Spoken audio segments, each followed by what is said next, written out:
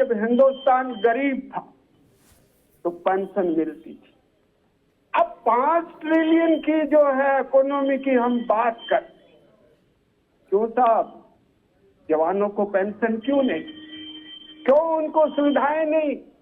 हमारे ऊपर आईपीएस थोप दिए जाते, तू चल में आया, कल उनको राजदूत बनना, किसी को जनरल लगना है, किसी को विदेश में कहीं एमएचए में अच्छी जगह लगना है, तो वो हमारे जवानों की बात क्यों करेगा?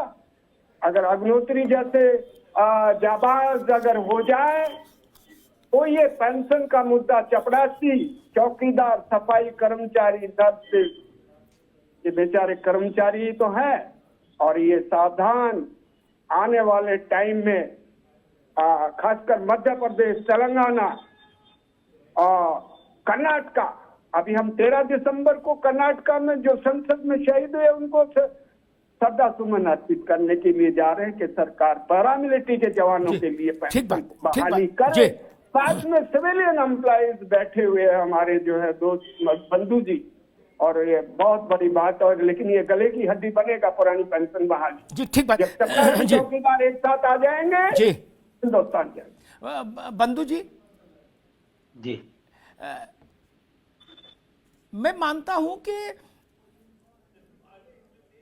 इतने बड़े देश में जिसकी आबादी 150 करोड़ हो, उसमें अच्छा सारे सरकारी कर्मचारी जोड़ रहे हम, तो कितने होंगे राज्य और केंद्र मिला के?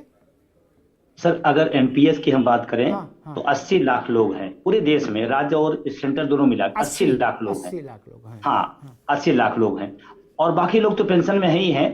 तो पुराने वाले हैं, नए वाले जो आए हुए हैं, चाहे वो किसी विभाग के हों, 80 लाख के आसपास हैं।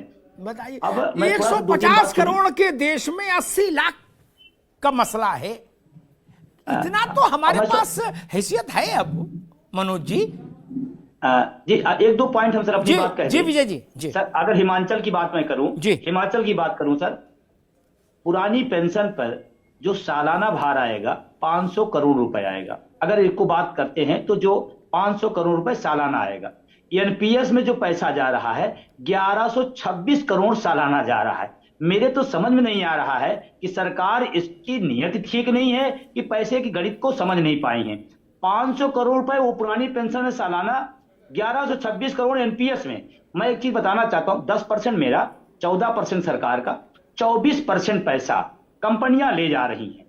मेरे समझ में आ रहा है इसमें ना देश का फायदा है, ना सरकार का फायदा है, ना हमारी शिक्षक कर्मचारियों का फायदा है। फायदा अगर है तो कॉर्पोरेट जगत का फायदा है।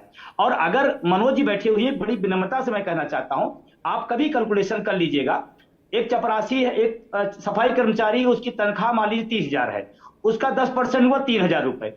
एक आईएएस है, उसकी तनख्वाह ज्यादा है, उसकी मान लीजिए 20,000 रुपए। 20,000 रुपए आईएएस दे रहा है, 15,000 पीसीएस दे रहा है, 3,000 एनपीएस में सफाई कर्मचारी दे रहा है। एवरेज में मान लें अगर उसको 10,000, तो 10,000 गुणे आप 80 लाख, ये पैसा हर महीने हमारा जा रहा है। इतना पैसा 14% इसका ही पैसा सरकार का जा रहा है। एक दिन गुणा करिएगा, कैलकुलेटर फेल हो जाएगा। क्यों दे रहे हैं आप? मेरा भी पैसा आप ही का है, सरकार का है। ये सरकार अपना बड़ा ठीक बात। ये एक विषय बार मेरे जो विजय बंधु उठा रहे, एक बार मेरे पास ये विषय आया था आशीष जी जी। अच्छा हाँ, पहले कंप्लीट कर लीजिए जी। एक बात जी। और अभी मनोज जी कह रहे थे कि ये है, आज से जो हिमाचल के भूतपूर्व विधायक हो गए, आज से पेंशन के हकदार हो गए। आज से उनकी पेंशन शुरू हो जाएगी जो भूतपूर्व हो गए जी। दूसरी बात ही करें, हम तो सिर्फ जब रिटायर होंगे तो पेंशन मांग रहे हैं, वेतन लेते हुए पेंशन नहीं मांग रहे हैं। कि हम जब रिटायर हो जाएं तो हमारा भरण पोषण कौन करे, सरकार की जिम्मेदारी बनती है। लेकिन आप लोग, बड़ी क्षमा के साथ कहता हूं, वेतन और पेंशन साथ साथ लेते हैं। जैसे जो लोग विधायक थे वो ले लिए, संसद का अलग ले लिए। ये न्याय नहीं है, न्याय नहीं। ठीक आशीष जी, ये मामला है अंक गणित का भी। 80 लाख लोग, 10,000 रुपया प्रति माह औसत जमा कर्मचारी का, 10,000 गुणे 80 लाख गुणे 14% सरकार का 14,000, यानी 10,000 गुणे 80 लाख गुणे 14,000 पर मंथ। ये तो सब मशीन ही फेल हो जाएगी गिनने वाली। इतना तो अब तक आत्मनिर्भर हो जाना चाहिए था भारत। इतना पैसा हर महीने आ रहा, अब कहां बचा आत्मनिर्भर में समस्या? आशीष जी। बिल्कुल वही सही बात है कि कहीं ना कहीं सरकार जो है उसकी मंशा ही मुझे समझ में नहीं आती है। अब एक छोटा सा और उदाहरण दीजिए कि पुलवामा का एक अटैक हुआ जिसमें करीब लगभग 40 जो है सीआरपीएफ के जवान शहीद हो गए, लेकिन सरकार ने आज तक उनको शहीद का दर्जा नहीं दिया। ये समझ में नहीं आया कि इतना बड़ा हमला हुआ देश पे, उनके जो शहीद हो गए आपने उनको शहीद का दर्जा, उनके परिवार वाले कई तो मेरे पास आए थे कि दरखास्त करिए आगे। मैंने कहा हम लोग भी चिट्ठियां तो भेज सकते हैं, लेकिन उसके बाद तो सरकार को ही फैसला करना है। तो आप एक तरफ ना पेंशन दे रहे हैं, ना उसको शहीद का दर्जा दे रहे हैं, आप कैसे? और ये देश की सुरक्षा से जुड़ा हुआ मुद्दा है। जब इसी तरीके का आप एक वातावरण बनाएंगे तो कल को कौन सेना में, सीआरपीएफ में जाना चाहेगा? लोग मना करेंगे कि क्यों जाओगे तुम, किस लिए जाओगे? धीरे धीरे अब इंडियन आर्मी का उदाहरण आपके सामने है। जब मैं कमीशन हुआ था तब 14,000 ऑफिसर्स की शॉर्टेज थी। जब मैं कमीशन हुआ था उसमें लंबा समय हो गया। आज और सर्विसेज आप फैसिलिटीज कम कर रहे हैं, तो आने वाले समय में और जो है हमारी जो रिक्वायरमेंट है वो और नीचे जाती जाएगी। तो कैसे हम पूर्ति करेंगे? आप देश की सुरक्षा से ही खिलवाड़ कर रहे हैं ना, जब आप ऐसी जगहों पे पेंशन बंद करते हैं। तो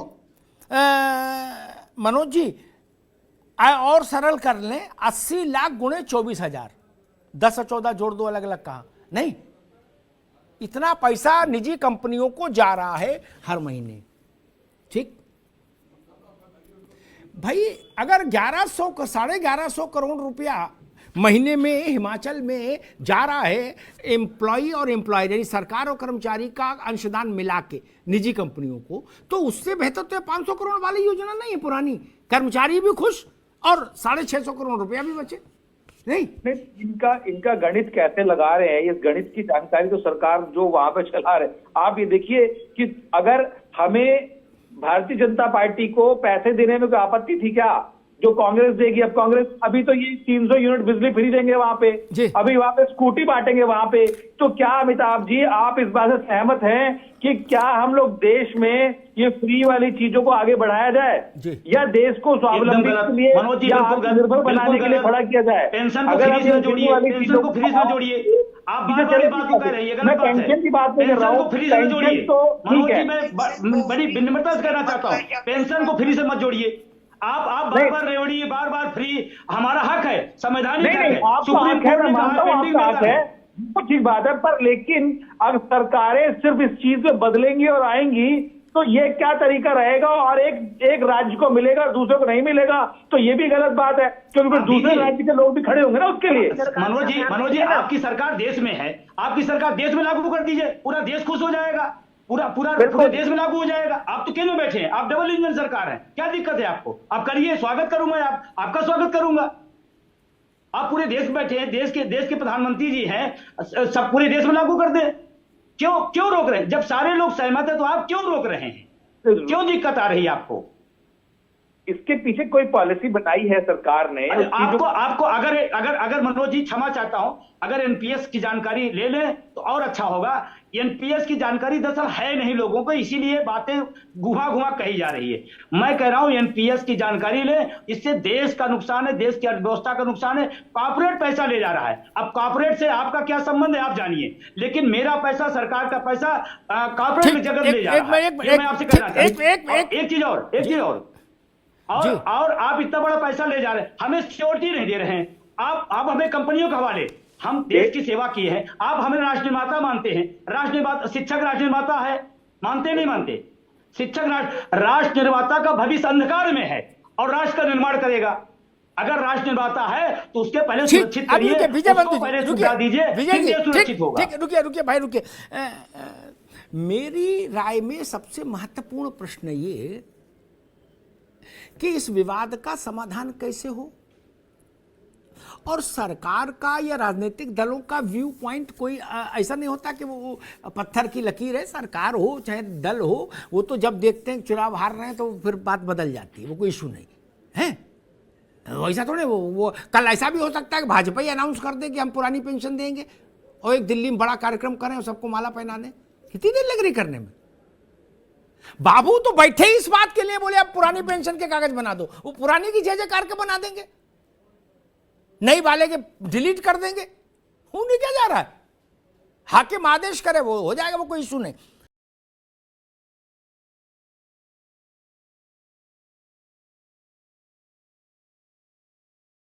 दोस्तों, वर्तमान सरकार हूबहू पुरानी पेंशन योजना को लागू करने के पक्ष में दिखाई नहीं दे रही है। जिस प्रकार से अभी यूपीएस पेंशन स्कीम आई है, 1 अप्रैल 2025 से लागू होना है, तो ये सब चीज़ें कहीं न कहीं इशारा करती हैं कि सरकार जो है वो ओपीएस या हूबहू ओपीएस को लागू करने के मूड में नहीं है।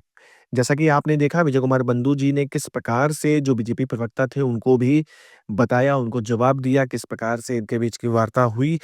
लेकिन अमिताभ अग्निहोत्री जी के द्वारा एक बात बोली गई कि ये राजनीति है, वोट बैंक के चक्कर में कल को ये भी हो सकता है जो वर्तमान सरकार है वो ये आदेश कर दे कि हाँ ठीक है, हम पुरानी पेंशन योजना को बहाल करेंगे। जिस प्रकार से अभी विपक्षी सरकार ये कहती है कि हम सत्ता में आएँगे तो हम पुरानी पेंशन योजना को बहाल करेंगे, तो ये राजनीति में कुछ भी कहा नहीं जा सकता है।